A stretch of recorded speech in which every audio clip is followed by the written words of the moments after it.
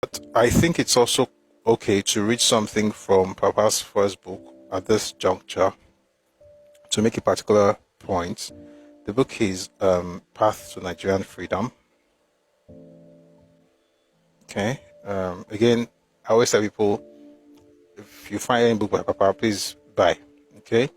And some of them are available on Redomi Books, but please buy as many as possible because they help you understand things in a different way. So this was his first book, published in 1947. The book is called Path to Nigerian Freedom. I'll just read a part, some things from chapter 5. Again, this is 1947. This is 2025.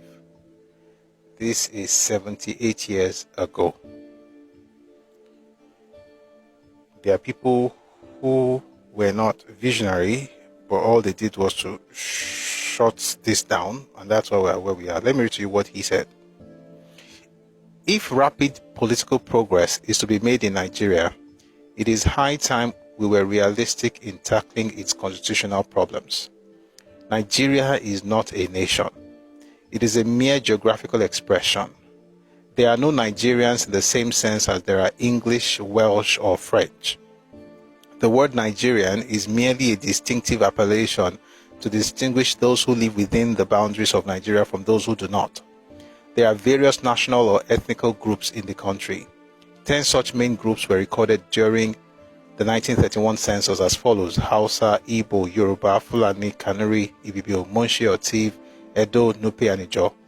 According to Nigeria Handbook 11th edition, there are also a great number of other small tribes, too numerous to enumerate separately, whose combined total population amounts to 4,683,044. It is a mistake to designate them tribes. Each of them is a nation by itself with many tribes and clans. There is as much difference between them as there is between Germans, English, Russians, and Turks, for instance. The fact that they have a common overlord, which was the British, the fact that they have a common overlord does not destroy this fundamental difference. I'll take that again. The fact that they have a common overlord does not destroy this fundamental difference. The languages differ. The readiest means of communication between them now is English. Their cultural backgrounds and social outlooks differ widely, and their indigenous political institutions have little in common. Their present stages of development vary. Politically, the best organized groups are the Hausas, including the Fulanis, who form the ruling class in the north, and the Yorubas. They had a highly developed system of government long before the white man came. The political institutions of the others, however, were primitive and are still amorphous. And they are still amorphous in 2025 for the most part. Then it says here, the constitution of the Yorubas is as analogous to what is known as constitutional monarchy. The dictatorial power which some Yoruba chiefs are wielding today are the making of the British government, who at the beginning misconceived the true nature of Yoruba monarchy. If you were not here when we had this conversation, Yoruba monarchy system had lots of checks and balances, and what you saw since the British got into Nigeria and to Yoruba land until even now, since in some cases, but not like that, not like it used to be. What you see really is what happened when the traditional checks and balances were removed and the British just gave them so much authority. That's what Papa was referring to here. Let's continue. The Fulani conquerors were autocrats, pure and simple. They were just consolidating their conquest over the Hausas and a small portion of Yoruba land when the British came in the scramble to strengthen their hands. The Igbos, on the other hand, are essentially individualistic. The unit of government is the family, and the biggest autonomous aggregation for all purposes of government is the clan, with all the heads of families combining to form the governing body. The Igbos or Ibibios cannot tolerate anyone assuming the authority of a chieftain among them. For this reason, the experiment of the Warren chiefs in the eastern region failed. There are also vital differences in the potential abilities of the various national groups. In embracing Western culture, the Yorubas take the lead and have benefited immensely as a result. The Efiks, the Ijaws, the Ibibios, and the Igbos come next. The four last named are particularly keen and ambitious and are doing all they can to overtake the Yorubas. The Hausa and Fulanis, on the other hand, are extremely conservative and take very reluctantly to Western civilization. Their eyes are turned to the East, from whence light and inspiration had come to them in ages past. It's talking about the Middle East. And they seem to spurn to look westward. And if the race is to the swift, in spite of their lower cultural background, I've been telling everybody since, and I'm sure if you have been here, I've told you several times, some cultures are underdeveloped in Nigeria. More continue.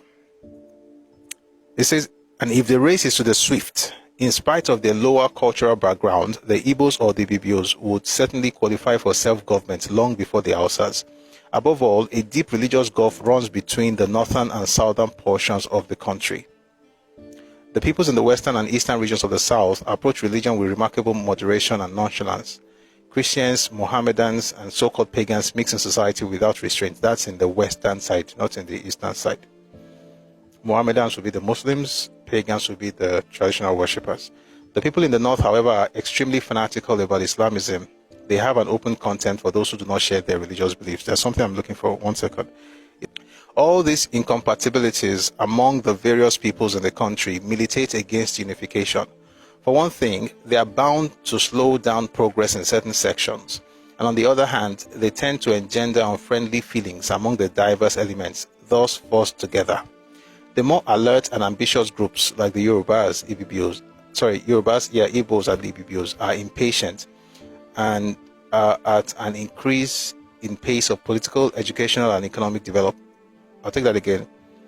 They are impatient and at an increase in pace of political, educational, and economic advancement, while the Hausas are indifferent. The Yorubas in particular have suffered. I'll take that again. This was in 1947, by the way. The Yorubas in particular have suffered feelings of frustration for years under a system which aims to getting all the peoples in the country to the goal of autonomy at the same hour and minute. The Yorubas have been compelled to mark time on their higher level, while the other sections hasten to catch up with them. Because of this, it is wrongly believed by some that the Yorubas are deteriorating. It is evident from the experiences of other nations that incompatibilities such as we have enumerated are barriers which cannot be overcome by glossing over them. They are real, not imaginary, obstacles. Those who place these groups under the same constitution ignore them at their peril. More so, as it appears that these incompatibilities tend to grow in size as those concerned become more educated and civilized. The Welsh and the Scottish people are more clamant today for home rule than ever before. For upwards of 700 years, the Irish people struggled to and eventually did break away from England, in spite of the fact that the latter did everything possible to give the former equal status within the British Constitution. The continent of Europe abounds in instances of a similar nature. Yugoslavia leads a very uneasy existence as a unitary state. The various linguistic groups are always demanding some sort of separate autonomy.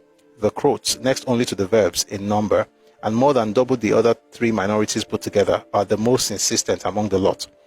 The agitation of the student Germans in Czechoslovakia with the poignant episodes that followed it are only too well known now.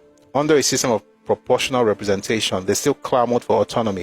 The Slovaks and the Czechs do not get on very well together under a unitary constitution.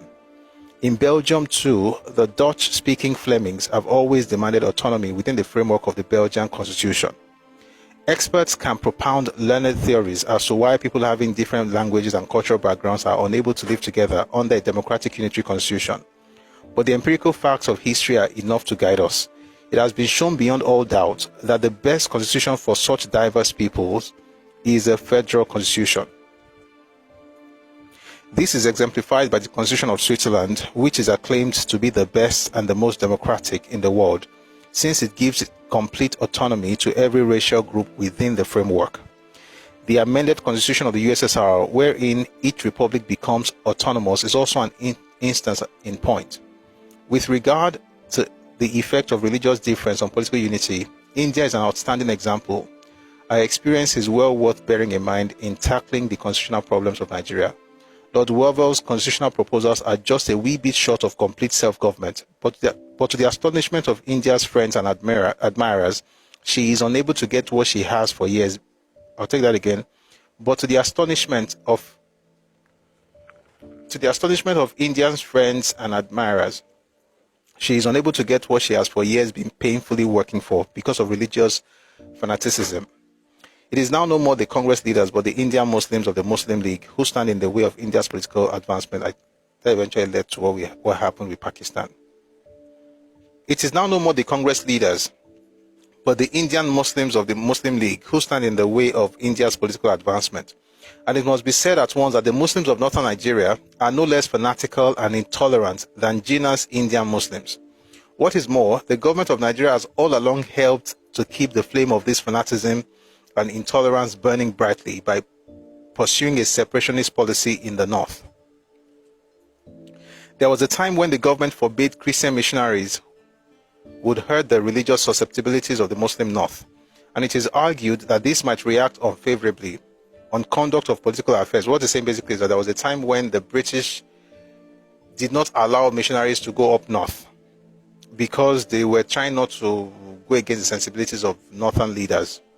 Because again, and that's why I keep telling folks who are always shouting, Christians did this to me. I'm like, you don't really understand what was even happening. If Christianity would affect colonialism from the mindset of the colonialists, they will not allow Christianity to get into those spaces. So if you introduce Christianity, it will affect the balance that the British had with the Fulani. Therefore, they kept it there. They don't allow missionaries to go up north, which is what Baba is saying. Someone is asking what's the title of the book, Path to Nigerian Freedom. There was a time when the government forbade Christian missionaries would hurt the religious susceptibilities of the Muslim north, and it is argued that this might react unfavorably on the conduct of political affairs there. In the eyes of northerners, those who live in southern Nigeria, unless they are Muslims, are styled Kafiris or pagans, no matter if they are Christians. And because they are Kafirs, they are looked upon with contempt and revulsion. So I'm going to jump a few paragraphs. People of southern Nigeria are not at all deceived as to the British aim in the northern part of Nigeria. It would appear that the British rulers say this to themselves, quote, "We have made a mistake in the south by giving them too much freedom. As a result, they are growing out of control," unquote. We will see to it that no such mistake is repeated in the north. To make assurance doubly sure, the government is doing everything possible to make it difficult for the enlightened northerner to be contaminated by those in the south. In 1943, a headmaster in a government school in Kaba province wanted to spend part of his holidays visiting important towns in the south. He was obliged, though willingly on his part, to do so under the close supervision of officials. Essentially, they don't want people to mix, right? Because the southerners were becoming too ambitious. But that's not even what I want to get to. So please stay with me. It says, we will cite other instances, some of them in fact unprintable, but enough has been said to show that there is a big rift between north and south, which the government itself is sedulously widening. If the present tendency is maintained, when the Hausas come to their own, they will surely demand a Pakistan like Jinnah's Muslim. Those were the Muslims in India at the time, and they wanted their own separate nation when they came to their own.